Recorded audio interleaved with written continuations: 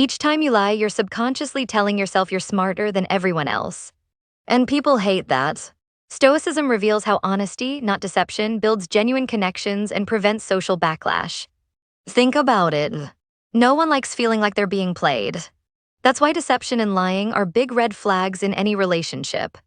From a Stoic perspective, being honest isn't just about following some rule, it's about building a solid foundation of trust and respect. When you're not upfront, you're basically saying you don't value the other person enough to be truthful, and that breeds resentment. What makes people hate you? Arrogance. When you think you're better than everyone else. The arrogant person rarely considers that others' opinions matter, often dismissive or condescending. Stoicism teaches us that all people are equally part of nature, part of the universe, so we are all equally important. There is nothing to be arrogant about because everyone shares equal footing. Then there is gossiping. It feels good to get something off our chest, but often the gossip contains information that would cause them hurtful emotions. Stoicism calls on us to be just, to practice justice. Is it just to talk behind someone's back? Is it just to make light of someone's situation? No, it is not. It's the same thing with being judgmental. Putting others down or acting condescendingly because their life isn't going well is not being a good partner, friend, or even acquaintance. From a Stoic point of view, it is important to treat things as they are and to accept them. To be judgmental is to reject that what is not good enough, and to place unrealistic expectations on the way the world should be. Constantly being negative also drives people away. This negativity is also connected with unrealistic expectations because when someone is regularly complaining, then it shows the negative thoughts in their heads about how things should be. Control freaks are generally hated. Micromanaging every detail, trying to force your will onto others, that's not strength, it's insecurity. Control is an illusion, and clinging to it only causes tension and resentment. People appreciate working with people, but no one likes to have their decision-making hijacked. Never ask unreasonable favors without an out. This causes so many problems. This creates a power imbalance and causes the other person to feel guilt-tripped. In extreme scenarios, this feeling of constant indebtedness can result in animosity.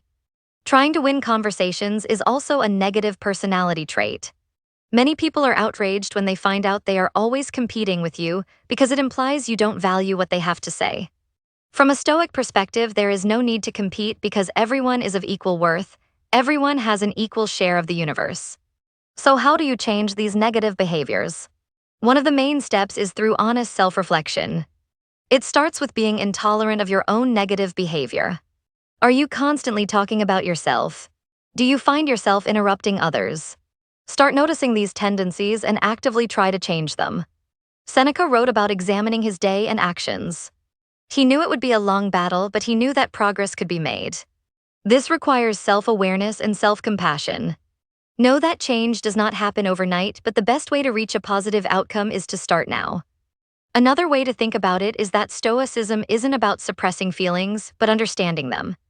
Someone does something that makes you angry. Instead of lashing out, ask yourself why you're feeling that way. Is it really about the other person, or is it something deeper inside you? By understanding your own triggers, you can prevent knee-jerk reactions and respond in a more thoughtful, reasonable way. Remember the value of being self-contained. We live in a world overflowing with oversharers and gossips. People proudly flaunt their chaos, inviting not just a glimpse into their lives but a full immersion. Everywhere you look, there are busybodies, energy vampires, trolls, and toxic narcissists. It seems no one pauses to think before speaking, no one practices restraint. Social media has fostered an epidemic of poor boundaries, and with it, a culture marked by insecurity, low self-esteem, and a blurred sense of where one person ends and another begins. The constant flow of what is outside of you distracts you from working on what is inside of you.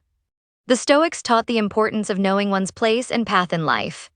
They advised tuning out gossip, keeping a healthy distance from flawed influences, avoiding the trap of adopting others' bad habits. They championed reserve, dignity, and poise, a steady detachment from the opinions of others. This isn't easy.